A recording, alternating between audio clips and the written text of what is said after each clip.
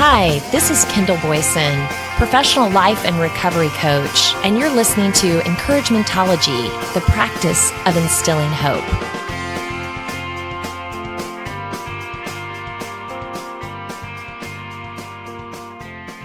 Good evening and welcome to Encouragementology. Thank you so much for joining me tonight.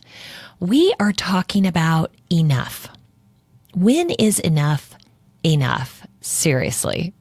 When do you ask for help? When do you give over power and realize you can't do it all, at least not successfully? How many attempts do you make? How many failures do you have? Why is it so hard to admit defeat? Why can't we just admit it? We're going to be looking at these questions from a couple of different angles. When have you had enough and are ready to make a change? And when do you have enough and realize you still aren't happy? So what is enough? Webster says enough is used to say that one wants something to stop because one can no longer accept or deal with it. Throwing up your hands and realizing things aren't working and it's time to make a change. It's hard to come to that place because, we would like to think we have more power than we actually do, right? I was always under the belief that I could do anything. I've never looked at something and thought, no, I can't do that. Now, there's plenty of things I have no interest in, like bungee jumping or skydiving or really anything extreme. But other than that, I'm confident, and maybe I'm too confident in my own abilities. I just thought when things got tough, you had to get tougher. I would just put my head down, bury it, and just push harder, work harder, and try to control the situation and every other one. But I'm here to tell you, in case you're still on that journey, it doesn't work that way. As powerful as you feel, as empowered as you are, as smart as you are, it may be out of your control. Some things just happen, and it's how you navigate that landscape that can make all the difference in the world. You don't have to be at rock bottom and completely depleted to recognize you need to change. You just have to know your own limits. Start looking for signs of burnout before you've reached the end of your tether. I love phrase origins, so I thought about it. I was like, what is a tether and what is the end of your tether? When we say that in everyday life, we've reached the end of our tether. What does that mean? So I looked it up. It actually refers to a rope, in case you didn't know, a rope around an animal to limit its movement and keep it from wandering off. So it keeps them secure. You would think you could think about it that way. But when the animal has reached the end of its tether, it runs out of options. So before you run out of options, you could be distracted, unable to concentrate, tired from lack of sleep, overwhelmed, unable to focus on one solution, preferring to be alone instead of in social situations, and just feeling hopeless or angry. All of those things could mean that you're at the end of your tether. What do you think about? When you think about stress and being overwhelmed, when have you reached the end of your tether? Let's take a moment and sort of check our limits. Are you at your wits' end because life is overwhelming and you just aren't sure who you are anymore? Does that sound like you? Brace yourself before you hit the bottom and say no. Start saying no. There is a gentle art to say no. And it starts with valuing your own time and resources more than you want to please someone else. I mean, why are you saying yes when in your the voice in your head is saying no, but you keep saying yes? Sometimes it's because we feel guilty. Sometimes we're afraid. We're just afraid we're going to disappoint someone or make them angry or hurt their feelings or appear rude or unkind. Nobody wants to be unkind. So we say yes. But saying no does not mean that you're a bad person. Somewhere in childhood, way back in the day, we learned that the word no was disrespectful. And you shouldn't say it to anyone. And you know you've heard it a million times growing up. And you've probably said it to your own children as well. Don't tell me no, right? This got ingrained in us, and now the thought of being direct and honest and saying no is terrifying. Instead of giving your default answer of yes, why don't you try adopting the mantra, maybe not now. Maybe I would love to, but I can't. Start asking yourself some pre-qualifying questions like, do I really have the time? What would I be eliminating by taking on another task? Do I have everything I need to be able to give it to someone else? That's important. Are you taking care of yourself? You can't give to someone if you're not fully taken care of. You will be depleted. You might have to stop and think about it for a moment. If you're always saying yes and you aren't really tuned in to thinking about your own needs, then it might take a while to identify those. When you're ready to be direct, don't say sorry. You can get into a sorry loop, a habit of apologizing. You could be apologizing for hurting someone's feelings or their bad behavior, or apologizing for being overly sensitive. You could even apologize when someone else bumps into you. Do you do that? Apologizing for apologizing. I do that as well. You bump into somebody and you say, oh, I'm sorry. And maybe they bumped into you and you still say, I'm sorry. Stop apologizing for not being able to save the world. It's not your job and it's not your cape. So you can be kind. And if you do bump into someone, say you're sorry. But don't apologize for things that are not in your control. A gentle way to say no is to first let them know your intentions are good. I sure would like to help you out, but I'm going to be unavailable at that time. I'm wishing you all the best. Now you notice you didn't say no and just walk away. And you didn't justify your no with excuses. Coming up with those bogus excuses on the spot is anxiety inducing, don't you think? You're thinking, you're racking your brain. What am I going to say? What am I going to say? What am I going to say? You're not thinking, what am I going to say? The truth. You're thinking of what can I say as a reason to why I can't do it, right? Being perfectly honest, though, about the fact that you just don't want to can be uncomfortable too. So I get that. But let them know you would like to, but you just can't. Now that's a gentle approach. Have you ever thought about why you're so overwhelmed in the first place? Do you feel responsible for running your life and the lives around you? Think about that for a minute. You might want to take a look at this. What's causing you the most stress? Where's that coming from? And what could you let go of to allow yourself to focus more? There are a ton of analogies I could pull from. You know me and my analogies. But imagine running a race or hiking a hill or swimming a channel with someone else on your back. Maybe you have your gear plus their gear. How much longer would it take you to reach your destination? So think about that. You might be limiting your potential by taking twice as long to get where you're going because you're taking care of someone else. Now, again, I'm not talking about small children or elderly that you have responsibility over. That's not what I'm talking about. But really evaluate those relationships around you.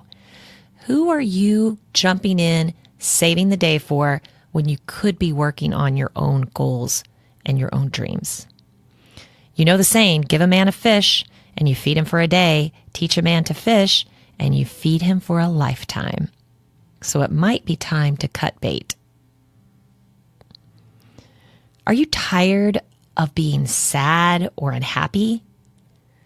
Before you throw in the towel and start getting to the root of your problems, think about this. Junk can come at us from all directions. It leaves a mark, it leaves a residue, and before you know it, you're buried in it. It's hard to detect one issue from the next, and it feels so painfully heavy. You're just stuck. Does that sound like you? It can feel hopeless, whatever your battle may be. When you feel low, it's hard to see alternative solutions and new possibilities. You can get obsessed with that hopeless feeling and find yourself on a mental hamster wheel going nowhere, and nowhere quick. So think about that. Let's start to get to the root of why we've hit that brick wall. Why is it enough? What does it take for you to actually say it's enough? All of these things that we're layering on, are any of these sounding like you? How much are you carrying? You might be experiencing signs of depression. Many adults at one point or another in their life have had a season of depression. It's possible to be depressed and not even know it too. You might just feel bad, but you're not aware of what you're feeling could be labeled as actually depression. Maybe you've been depressed for a long time and it just simply feels normal to you. This may be true, especially if it's something that you experienced in your childhood and you actually grew up that way. You may not be feeling particularly sad, so you think it can't possibly be depression, but keep in mind that depression can take on many forms. More than just feeling a profound sadness. You may feel tired or low energy, lack of real sense of joy, without necessarily feeling sadness or being weepy. Depression can also develop gradually over an extended period of time. When the changes in your mood are subtle and they come on slowly, you may not recognize that it's actually accumulating. It can make you feel down and feel down about yourself. If you're feeling like that and you're feeling like somehow bad or defective, it's easy to dismiss this feeling and somehow just think it can't be fixed. This is who I am. This is how I'm wired. You may feel that rather than suffering from a treatable illness, that you're just broken or you're unworthy of feeling any better. If you are experiencing lingering feelings of doom and sadness, please reach out to a medical professional or a counselor for help. You don't have to struggle with these feelings alone. You deserve happiness and joy, and reaching out could be that very first step to achieving it. Are you ready to smile and smile often? Really feel happy? Then reach out a hand and pull yourself up. Enough is enough. But you have to make the first move. And you may have to leave some old ideas or unhealthy patterns in the dust.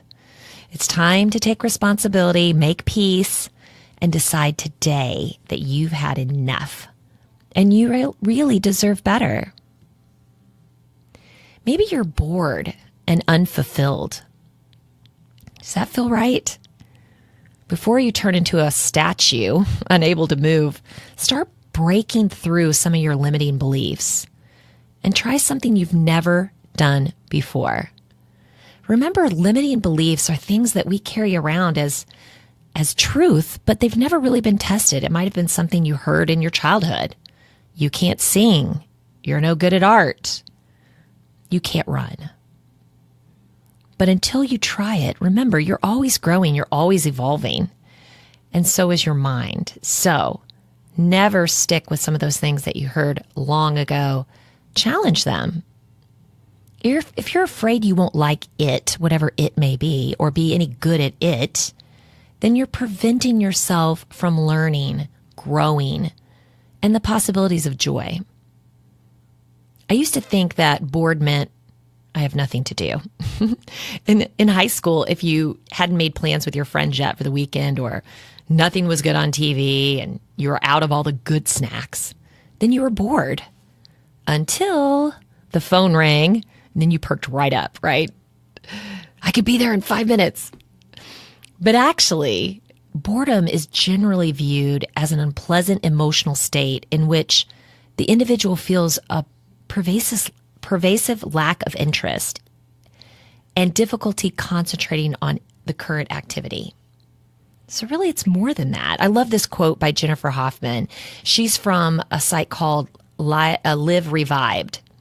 It says, "We have been taught that boredom is a sign of laziness or a lack of motivation, But I think that boredom is one way our soul shows us it's time to expand and stretch our awareness and let new things become possible for our life. When we're bored, we have to resist the temptation to do something and let our boredom clue us into what's no longer satisfying or fulfilling us. Instead of just putting a Band-Aid on it, really try to get to the sense of what that is. Doesn't that make so much sense to you? Before we load on more unsatisfying things, let's see what's actually happening. Spend some time there and explore where these feelings are actually coming from. Have you ever looked into your closet and said, I have nothing to wear? So you go out immediately and buy more clothes, right? But unless you just donated everything you had to charity, or you've radically changed sizes, you do have something to wear. You're just lacking inspiration for what's sitting in front of you. Save your money. Instead, why don't you check out different street styles online? You can Google denim street styles and find gads of images of people caught on the street in denim. It gives you loads of ideas that you wouldn't have even thought of. Or you could try rearranging your closet. You may have the most organized closet, but if you're like me, you put the thing back you just took off on the hanger and then you shove it in the middle of your closet, or wherever you found the free hanger, you shove it. As a result, you have a mishmash of things in your closet. And on the day that you're running late and you're just not feeling it, it may look like you have nothing. Why don't you try pairing some things together in your free time? Play like what not to wear in your own closet and put together some different outfits, put them on a hanger, maybe bungee them together. Then on those days that you're running late, bam, pull out something quick. Or here's one, why don't you try cleaning out your closet? When is the last time you did a healthy closet purge? There are so many places who would gladly accept that dress or those slacks you haven't worn in the last 5 years. Again, thinking about my closet, you probably have things tucked in there so tight you forgot they were even an option. Purging could make room for the staples that you might need to add, and then also for that ensemble idea I already told you about. Okay, yes, I just took a detour and started talking about closets. But you can use that as a metaphor for boredom and try to ease, instead of trying to ease your pain with more stuff, why don't you try something new? Join some groups. Ask your friends for some suggestions, some new hobbies. Shake up your schedule a bit. Get out of your routine. Get rid of old habits that aren't serving you in a positive way. Make room for the new. Okay, do you see that correlation? We went from closet to your own life. Okay, you may want to go back and listen to that, but there is a connection. We don't have to know why we're bored. It's enough to acknowledge that we're not happy, which is really our next step. Recognizing boredom requires you to be honest and have some courage. So take a good look at your life and see what you aren't happy with. Make a list. You know me and my lists, my analogies in my list, but seriously, who can keep all that stuff in their head?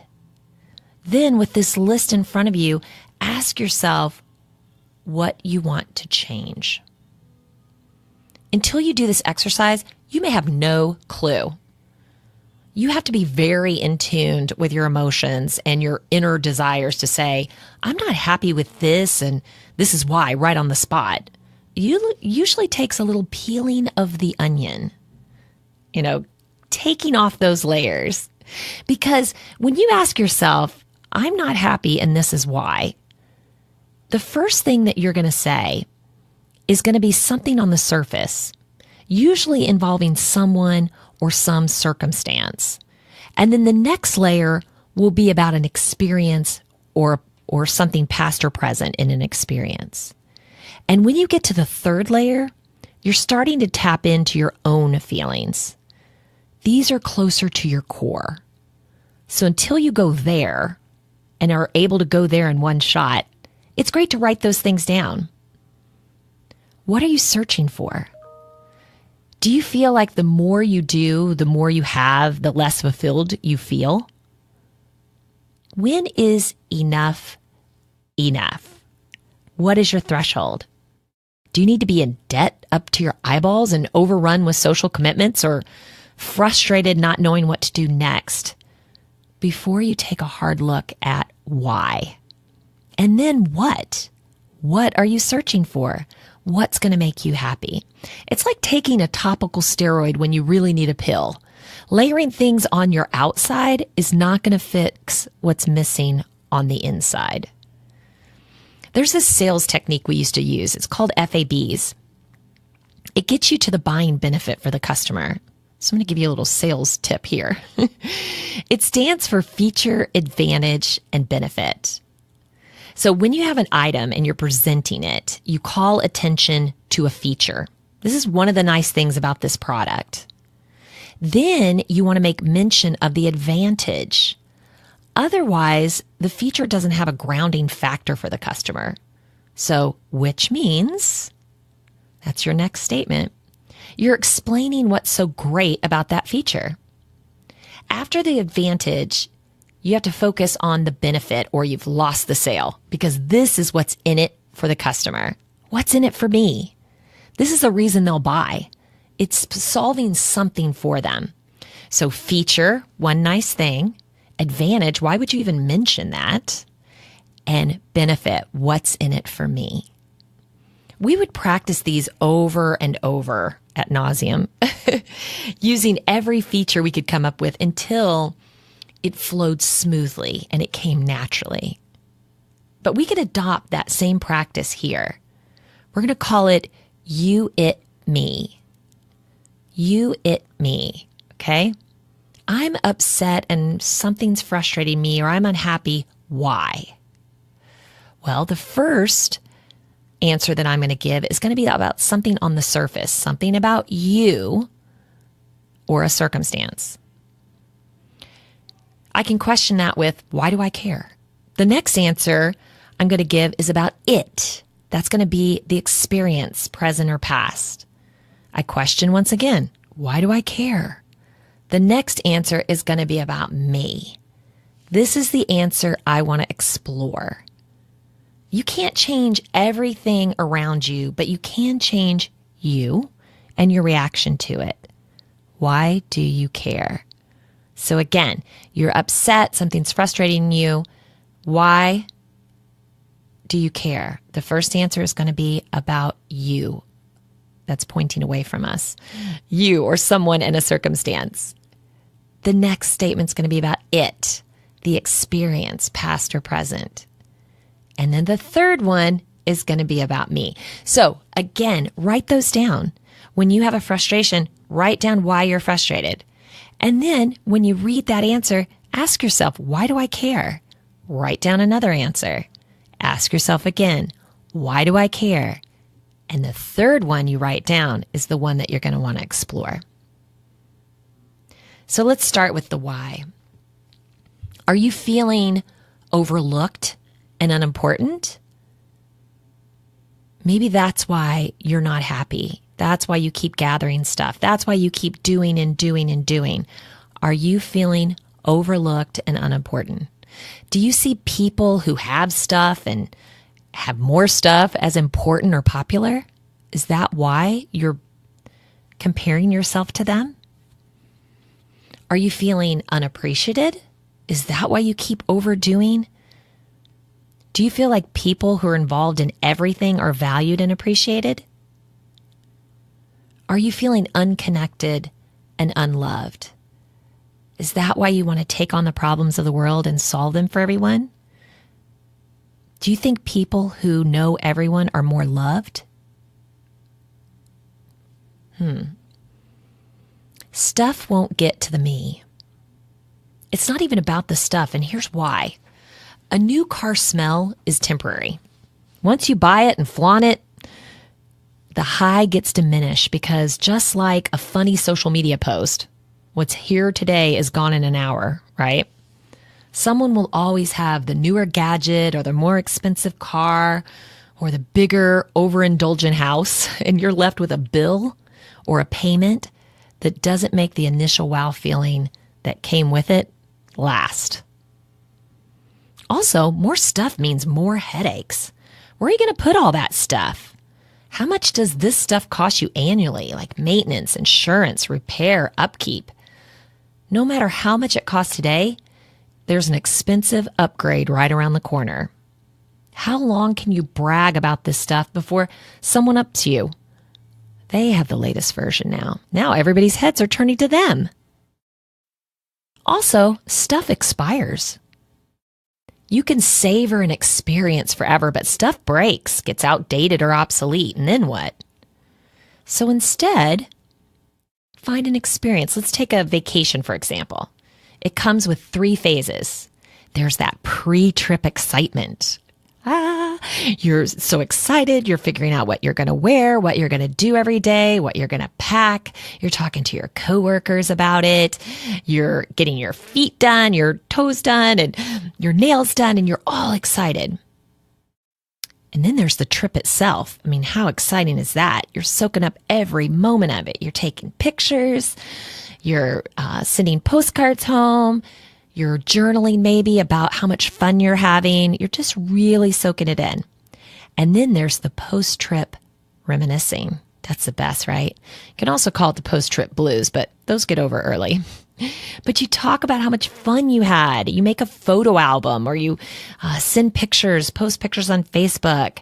You just really talk it up. And you could do that for years. Oh, that one time we went to Aruba, it was amazing, right? Being able to live out an extravagant life seems to make it more difficult to enjoy those small things, right? If you've spent all your money and all this stuff, how are you going to get any experiences? Well, slow down, live in the present, and savor every positive experience. This is what you'll be talking about. This is what memories are made of. Remember when you were a child? What were some of your interests then? This was before anyone told you not everything is possible. You believed you could do anything in the world. I wanted to be a movie star. I was convinced I was going to be there. I would practice and do all these monologues, and I was in plays growing up. Even though I'm not a movie star today, boy, it was fun. And I'd like to tap into some of that creative stuff still. Tap back into those days. No limitations, no judgment, just endless possibilities.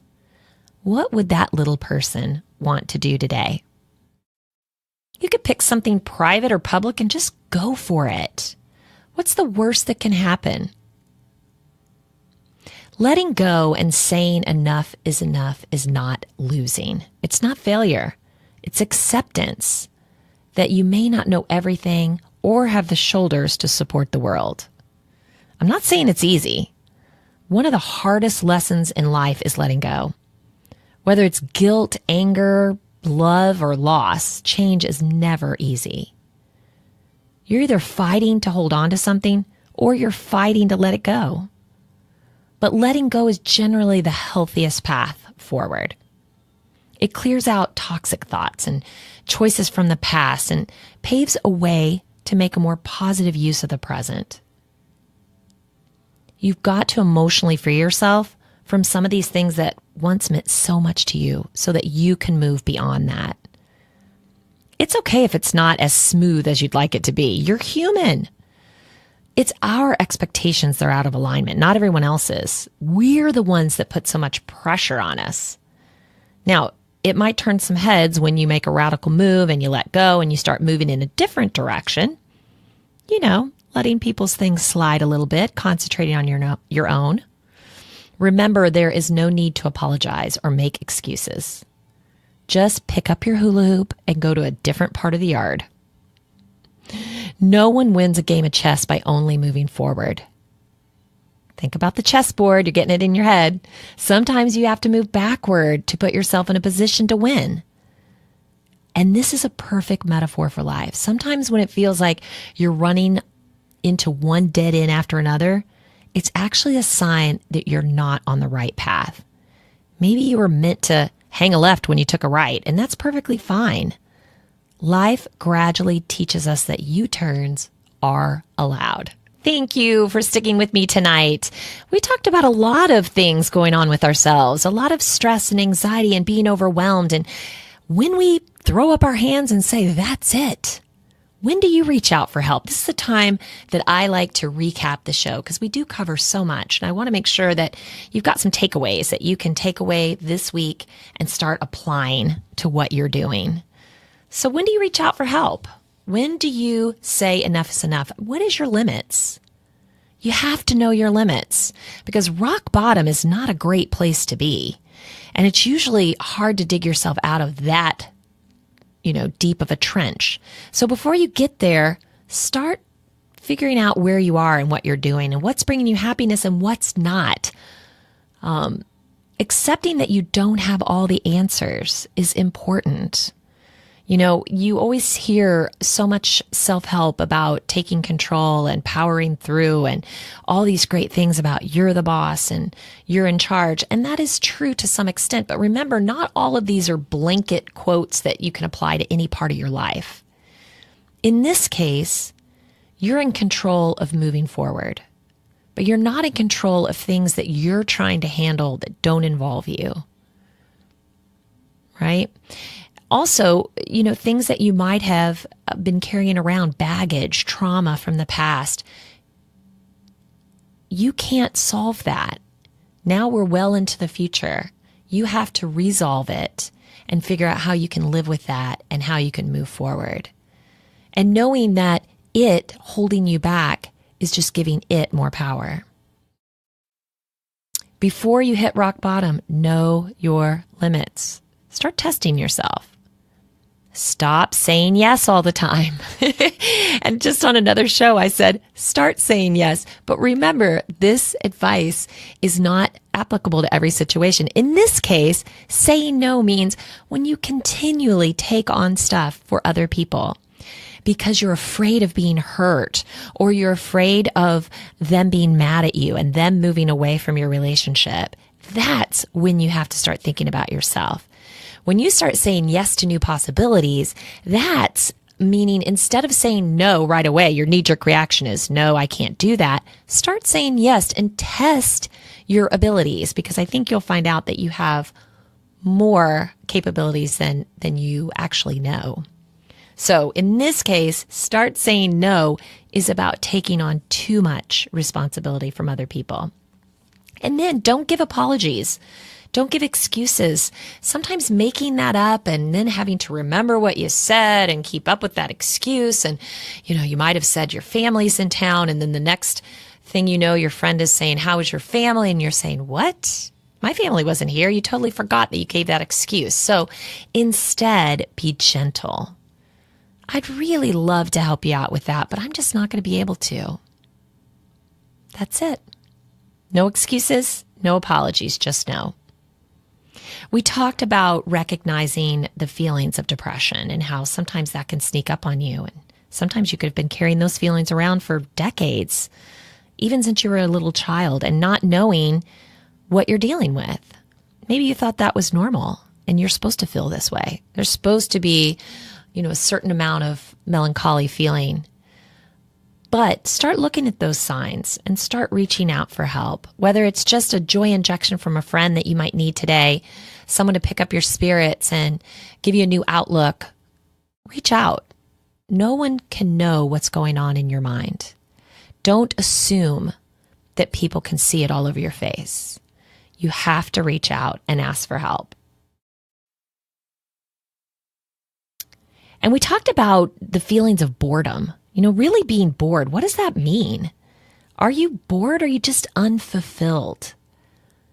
We also talked about why boredom is okay, because it could be that, gentle push in a different direction.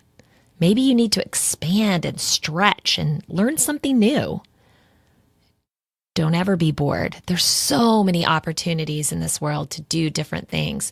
You don't have to have a lot of money, and you really don't have to have a lot of extra free time to fill your days and your extra time with some really meaningful things. I even gave you some closet tips. Those were just for free. But we talked about the metaphor there, really starting to organize what you're doing in your life and maybe purging a little bit of the unnecessary things, making room for some new things. Evaluating why you aren't happy.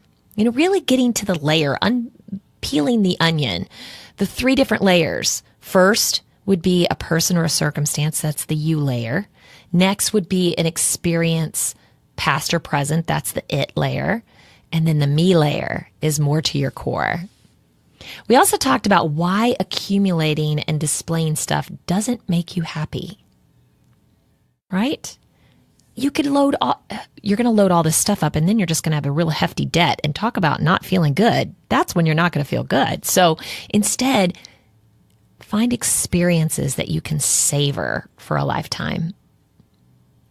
Letting go and finding a new direction.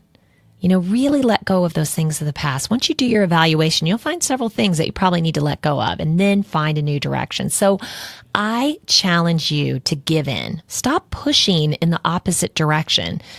Stop yourself well before the bottom and turn in a new direction. Embrace change. And most importantly, love, laugh, and really live. I know you can do it. Thank you for listening to Encouragementology with Kendall Boyson, where we find positive ways to handle some of life's challenges. Stumble through until the